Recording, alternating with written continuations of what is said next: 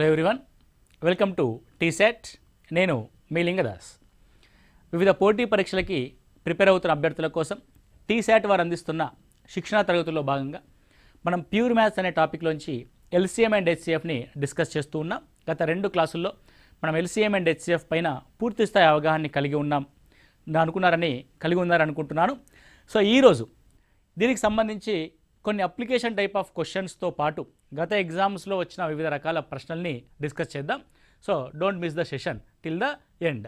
So ఇప్పుడైతే మనం చూసినట్లయితే ద ఎల్సిఎం ఆఫ్ 1/3, 5/6, 2/9, 4/27 ఎంత అంటే అది భిన్నం రూపంలో ఇచ్చాడు. సో ఎప్పుడైనా సరే భిన్నాల యొక్క ఎల్సిఎం అడిగినప్పుడు లవాల యొక్క ఎల్సిఎం చేస్తాం. అంటే 1, 5, 2, 4ల యొక్క ఎల్సిఎం, అదేవిధంగా 3, 6, 9, 27ల యొక్క హెచ్సిఎఫ్ రాస్తాం. అంటే లవాలకి కాసాగు, హారాలకి గాసాబా రాస్తాం. రైట్. ఇక మీరు గమనించినట్లయితే 1, 5, 2, 4 అనేటి ఒకదానికొకటి పరస్పర ప్రధాన సంఖ్యలు. ఇవి ఏవి కూడా ఉమ్మడిగా మల్టిప్లై కాబడవు. కాబట్టి వీటి యొక్క లబ్ధము ఒకసారి మనం గమనిస్తే 2, 4లో 2 యొక్క మల్టిపుల్ ఉంది కాబట్టి 2ని తీసేస్తాం. సో 2ని ఒక్కదాన్ని తీసేసి మిగతా 1, 5, 4ల యొక్క ఎల్సిఎం రాస్తాం.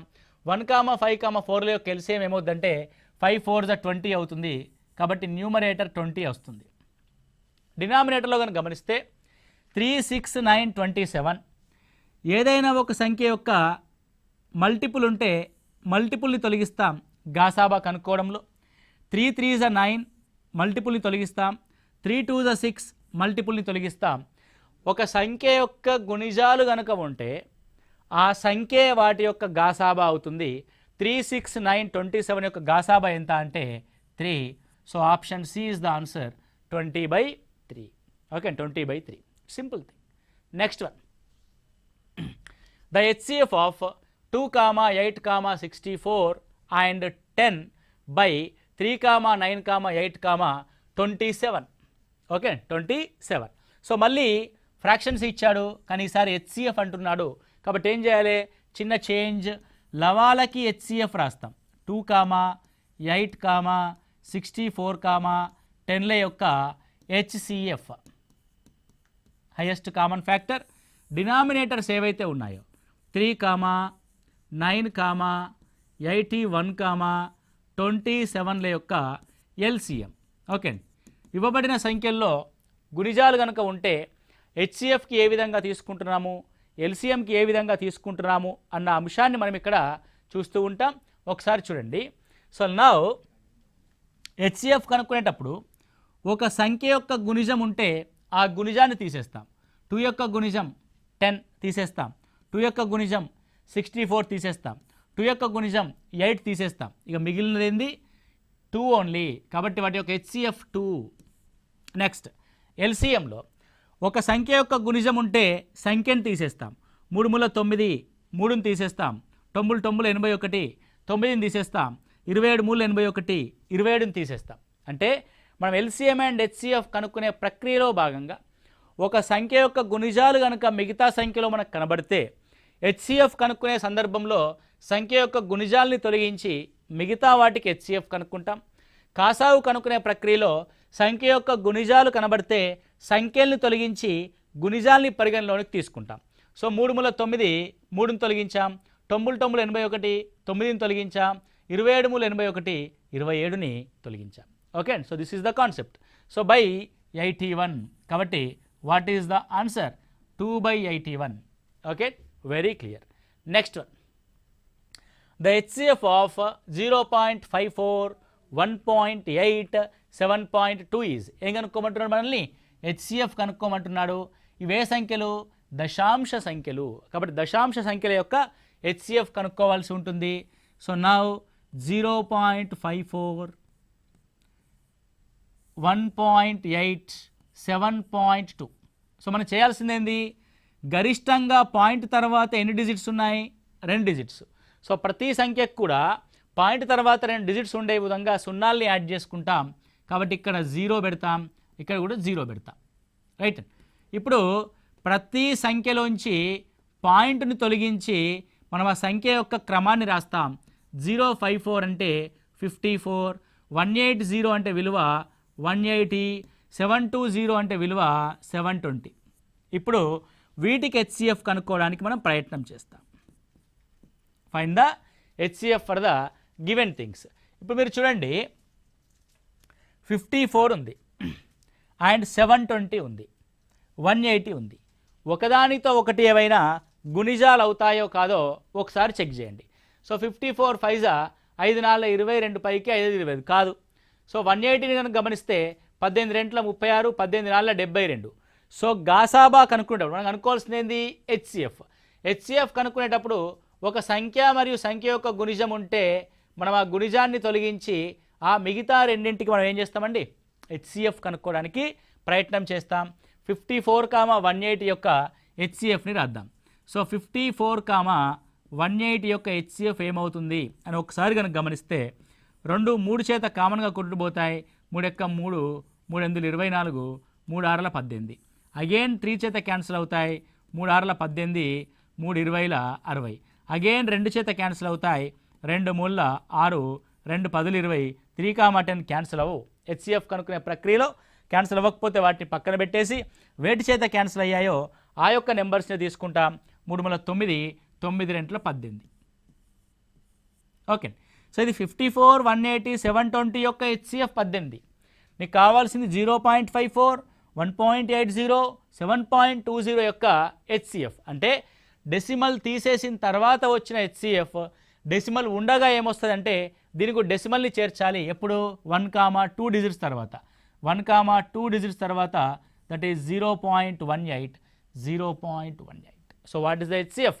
0.18 ఈజ్ ద హెచ్సిఎఫ్. ఈ విధంగా దశాంశ స్థానాలకి హెచ్సిఎఫ్ని కనుక్కోవడం జరుగుద్ది. రైట్. సో రేషియోస్ సంబంధించిన ప్రశ్న. సో ఇది మనకి అప్లికేషన్ టైప్ ఆఫ్ క్వశ్చన్గా మనం చూస్తాం. సో 3 సంఖ్యలు 1:2:3 నిష్పత్తిలో కలవు. వాటి గాసాబా 12 అయినా ఆ సంఖ్యలు ఏవి? ఓకేనండి. ఒక సంఖ్యల యొక్క నిష్పత్తి ఇచ్చినప్పుడు 1:2:3 అంట. ఆ సంఖ్యలు ఏమవుతాయి అంటే 1 అంటే ఎక్స్ అనుకోండి, 2 అంటే 2x అనుకోండి, 3 అంటే 3x అనుకోండి. వీటి యొక్క గాసాబా కనుక్కోండి.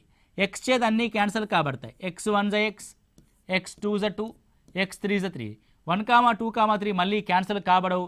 దేంతో క్యాన్సిల్ అయినాయి? ఎక్స్ చేత క్యాన్సిల్ అయినాయి. కాబట్టి ఆ సంఖ్యల యొక్క హెచ్సిఎఫ్ ఎంత? ఎక్స్. దట్ x ఎంత ఇచ్చాడు? 12 ఇచ్చాడు. కాబట్టి గాసాబా x 12. మన సంఖ్యలు ఏంటి?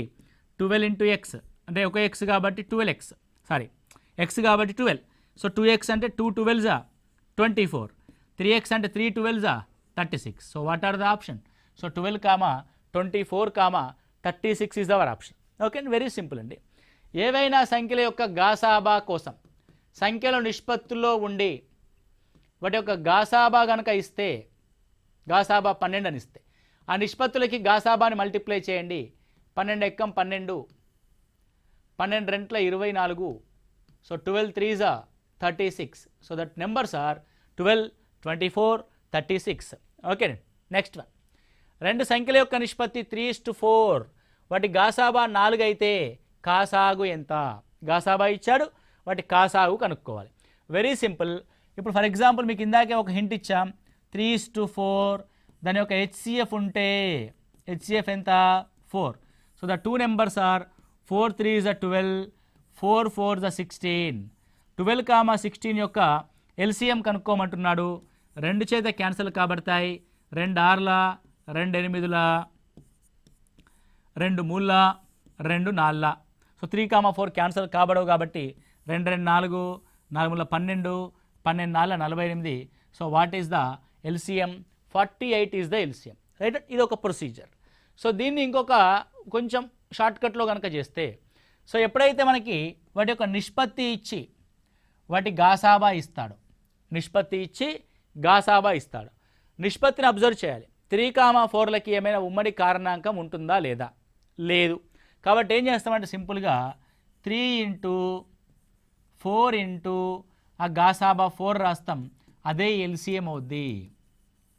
అదే ఎల్సిఎం అవుద్ది. ఎందుకంటే ఇచ్చిన నిష్పత్తి యొక్క ఎల్సిఎం అండ్ గాసాబాని మల్టిప్లై చేస్తే నీకు ఆ సంఖ్యల యొక్క ఎల్సిఎం వస్తుంది. ఏం చెప్తున్నా నేను, నిష్పత్తి యొక్క ఎల్సిఎం 3,4లు వరుస సంఖ్యలు కాబట్టి వాటి యొక్క ఎల్సిఎం వాటి యొక్క లబ్ధం అవుద్ది. మరియు ఇచ్చిన గాసాబా వాటి యొక్క మూడింటి యొక్క లబ్ధమే మనకు కావాల్సిన ఎల్సిఎం అవుతుంది. 3 నాళ్ళ 12, 12 నాళ్ళ 48, 48. ఓకేనండి. నెక్స్ట్ వన్, 3 సంఖ్యల యొక్క నిష్పత్తి 3:4:5 వాటి కాసాగు 2,400 అయినా వాటి యొక్క గాసాబా ఎంత? మీరు ఇందాకే చూసాం, నిష్పత్తి కాసాగు ఇంటూ గాసాబా ఈజ్ ఈక్వల్ టు ఏమైంది మనకి, ఆ సంఖ్యల యొక్క కాసాగు అయింది. ఆ సంఖ్యల యొక్క కాసాగు అంటే ఇవ్వబడిన సంఖ్యల యొక్క కాసాగు ఏమవుతుంది, ఇచ్చిన సంఖ్యల నిష్పత్తి యొక్క కాసాగు ఇంటూ గాసాబా ఈజ్ ఈక్వల్ టు కాసాగు అవుతుంది. మరి గాసాబా కావాలంటే ఏమవుద్ది, సింపుల్గా గాసాబా ఈజ్ ఈక్వల్ టు కాసాగు డివైడెడ్ బై నిష్పత్తుల కాసాగు. సో నీకు సంఖ్యల యొక్క కాసాగు ఏమి ఇచ్చాడు, 2,400 ఇచ్చాడు. 3,4,5 యొక్క కాసాగు ఏమవుతుంది, ఆ మూడు కూడా 2 ప్రధాన సంఖ్యలు ఉన్నాయి, ఒకటి సాధారణ సంఖ్య ఉంది. ఆ ప్రధాన సంఖ్యల యొక్క లబ్ధం ఎక్కడ లేదు కాబట్టి వాటి యొక్క లబ్ధం అవుతుంది. కాబట్టి 3 × 4 × 5. ఓకే. సో ఇక్కడ చూసినట్లయితే 2,400 బై 5 నాళ్ళ 20, 20 మూల 60, 0 0 క్యాన్సల్, 6 నాళ్ళ 24, 0. వాటి యొక్క గాసాబా 40 అవుతుంది. చాలామంది ఏం చేస్తారంటే కాసాగు నుంచి వాటి యొక్క నిష్పత్తుల్లో నుంచి నెంబర్లు కనుక్కొని ఆ నెంబర్ల యొక్క గాసాబా కనుక్కుంటారు. Time waste process. Very simple. కాసాగు బై నిష్పత్తుల యొక్క కాసాగు రాస్తే నీకు కావాల్సిన సంఖ్యల యొక్క గాసాబా అనేది రావడం జరుగుతుంది. ఓకే అండి. సో నెక్స్ట్ వన్ చూస్తే 2 సంఖ్యల యొక్క గాసాబా మరియు కాసాగులు వరుసగా 12,336. అందులో ఒక సంఖ్య 84 అయితే రెండవ సంఖ్య ఎంత?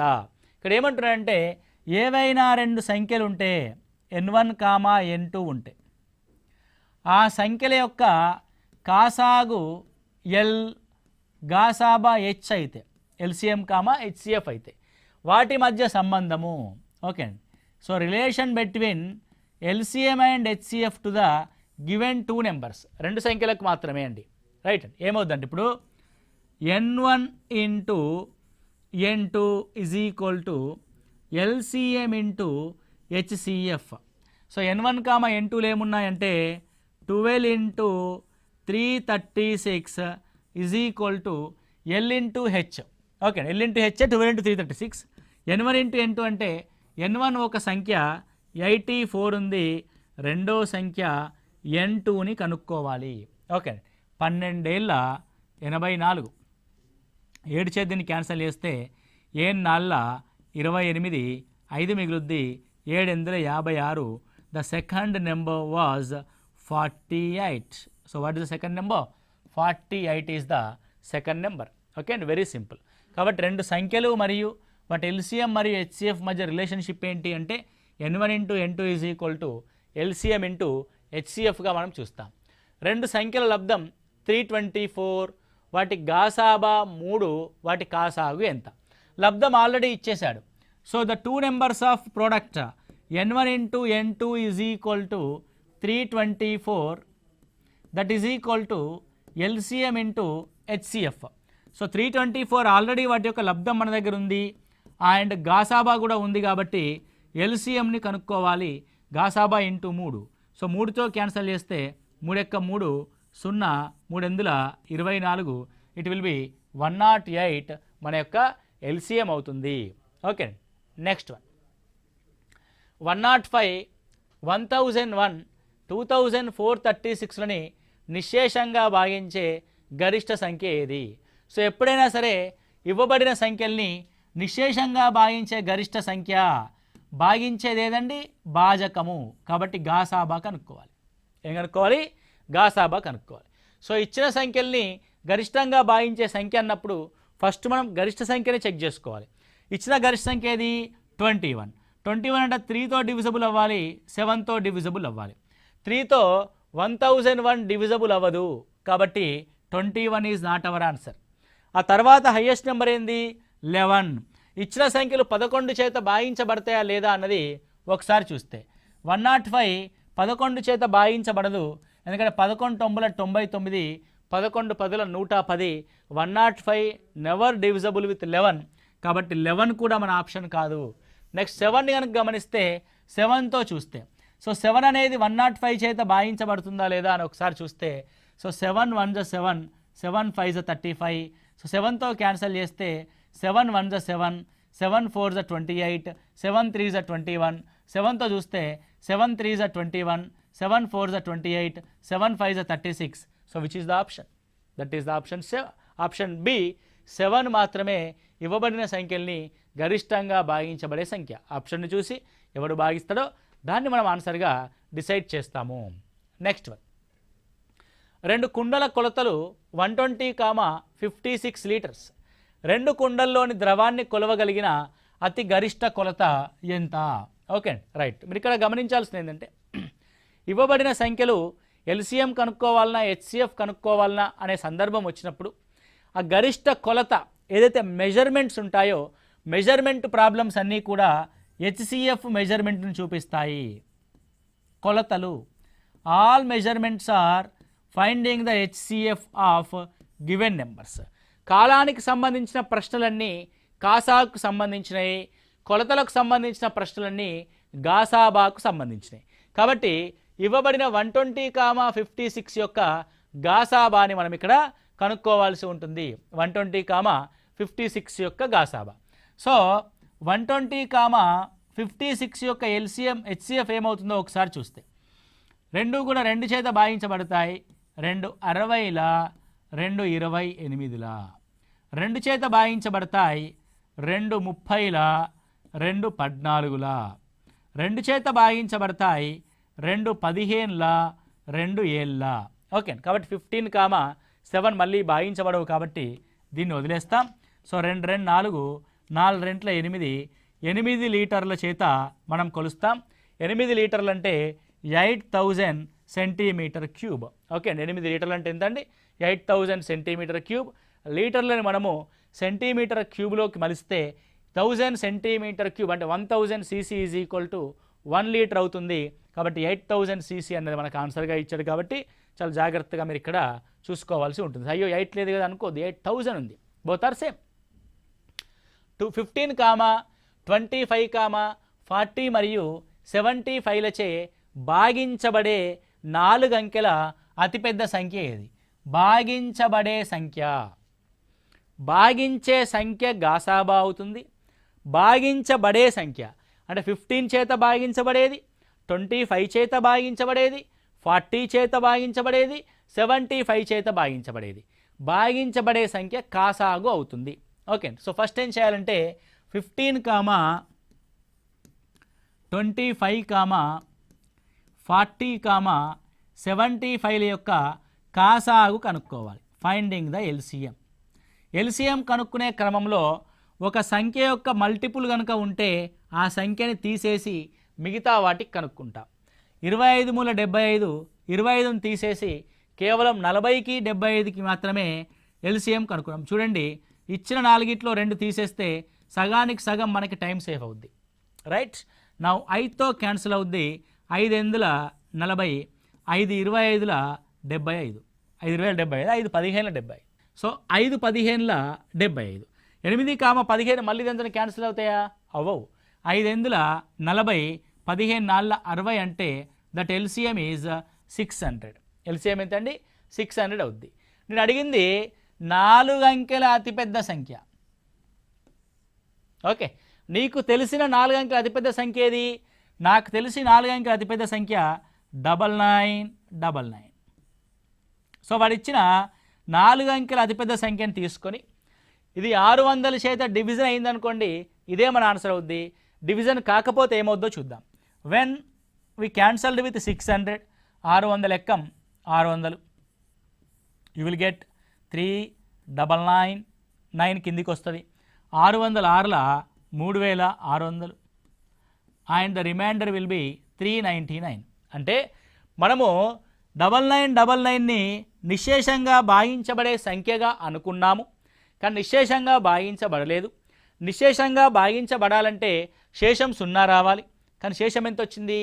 399 వచ్చింది. శేషం అంటే ఏంటి? మిగిలింది, భాగించగా మిగిలింది. మన జేబులో ఒక 100 రూపాయలు ఉన్నాయి అనుకోండి, 70 రూపాయలు ఒక పెన్ను కొనుక్కున్నా, ఒక పుస్తకం కొనుక్కున్నా, నీకు ఎంత మిగిలింది?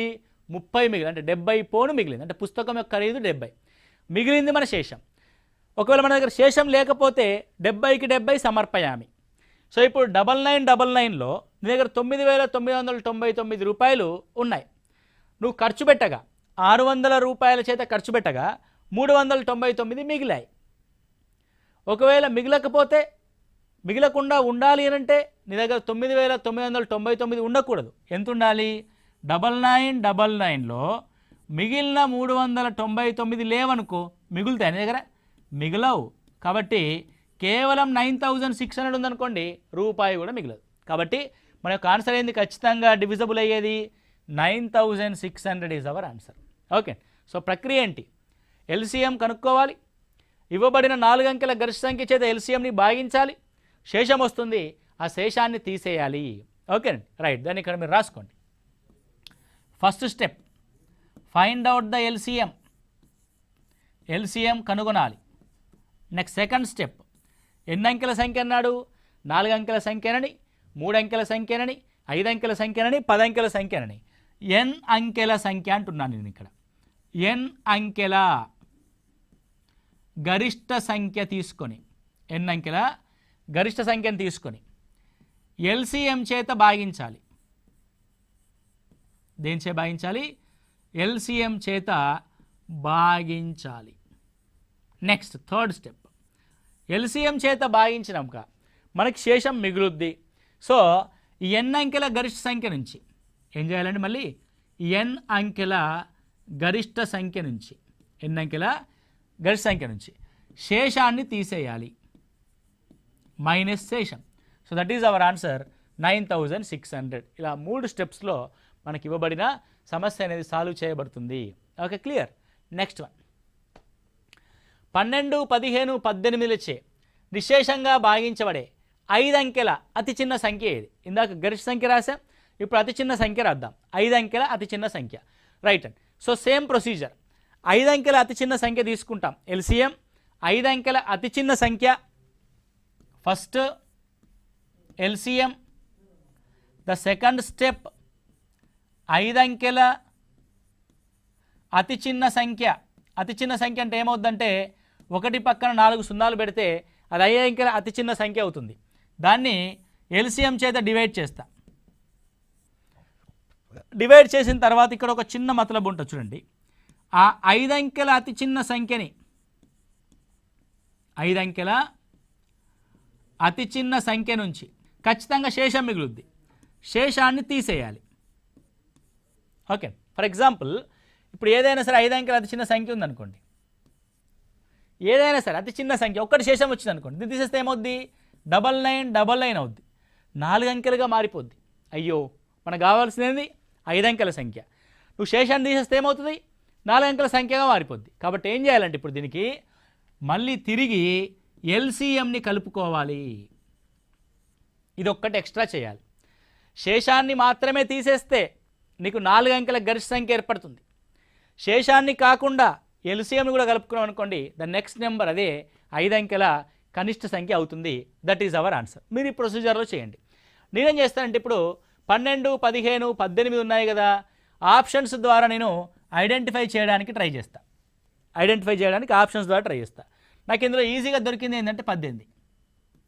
2 ఎక్కంలో పోవాలి, 9 ఎక్కంలో పోవాలి. క్రింద ఇవ్వబడిన సంఖ్యలో ఏది 9 చేత భాగించబడుతుందో అదేనే ఆన్సర్. 10,010 అది 9 చేత భాగించబడదు. 1 + 1 2 మాత్రమే అవుతుంది. ఇవ్వబడిన సంఖ్యల్లోని అంకెల మొత్తము 9 యొక్క గుణిజం అయితే అది 9 చేత భాగించబడుతుంది. ఇది భాగించబడదు. 1 + 1 2, 2 + 5 7 9 చేత భాగించబడదు. ఇది నా ఆన్సర్ కాదు. 1 + 2 3 మిగతా అన్ని సున్నాలే. సో 3 అనేది 9 చేత భాగించబడదు. ఇది నా ఆన్సర్ కాదు. 1 + 8 9 సో ఇది నా ఆన్సరు. సో ఈ విధంగా ఆప్షన్స్ చూడగానే ఆన్సర్ చేయొచ్చు. రైట్. ఇలాంటి విధంగా ఈ పద్ధతిలో మీరు ప్రిపరేషన్ని కొనసాగించడానికి ప్రయత్నం చేయండి తప్ప బట్టి పట్టడాలు, షార్ట్కట్ మెథడ్లు, బట్టి పట్టడాలు, సూత్రాలు బైహార్ట్ చేయడాలు కాదు. కాన్సెప్ట్ని బిల్డ్ చేయాలి. ఆ కాన్సెప్ట్ని వివిధ రకాల కాన్సెప్ట్స్తో ఇంటర్లింక్ చేస్తూ మనం ప్రశ్నల్ని విశ్లేషించుకుంటూ వెళ్తే ఏ పోటీ పరీక్ష రాసినా ఒకేసారి 4-5 ఉద్యోగాలు వచ్చినట్టుగా మీ ఫోటో కూడా పేపర్లోకి వస్తుంది. రైట్ అండి, ఆ విధంగా చూసుకోవాలి, వెళ్ళాలి. సో ఏ కనిష్ట సంఖ్య నుంచి 7 తీసేస్తే, ఏ కనిష్ట సంఖ్య నుంచి 7 తీసేస్తే అది 12, 16, 18, 21 మరియు 28ల చేత ఖచ్చితంగా భాగించబడుతుంది. Okay right. క్వశ్చన్ ఏంటంటే ఇచ్చిన కింద సంఖ్యలు ఉన్నాయి, దాంట్లోంచి 7ని తీసేయాలి. బాగా గుర్తండి, 7 తీసేయాలి. తీసేసిన తర్వాత భాగించబడాలి, అంతే కదండి. రైట్. సో నేను కూడా ఏం చేస్తానంటే ఇచ్చిన దాంట్లోంచి 7 తీసేస్తా. 7 తీసేస్తే 1001 వస్తుంది. ఇది ఇవ్వబడిన సంఖ్యల చేత భాగించబడాలి.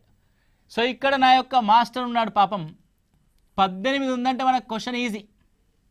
2 9 18, అది 18 చేత భాగించబడాలంటే సంఖ్యలోని అంకెల మొత్తము 9 లేదా 9 ఒక గుణిజం కావాలి. అవుద్దా?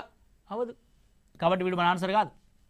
నెక్స్ట్ 7 తొలగించిన తర్వాత కండిషన్ చూడండి. 7 తొలగించిన తర్వాత 1015లోంచి 7 తీసేస్తే 1008. ఎస్, వీడు 9 చేత పోతున్నాడు. Okay, happy. పక్కన 21 కూడా ఉంది. వీడు 7 మూల 21, 7 చేత కూడా పోవాలి వీడు.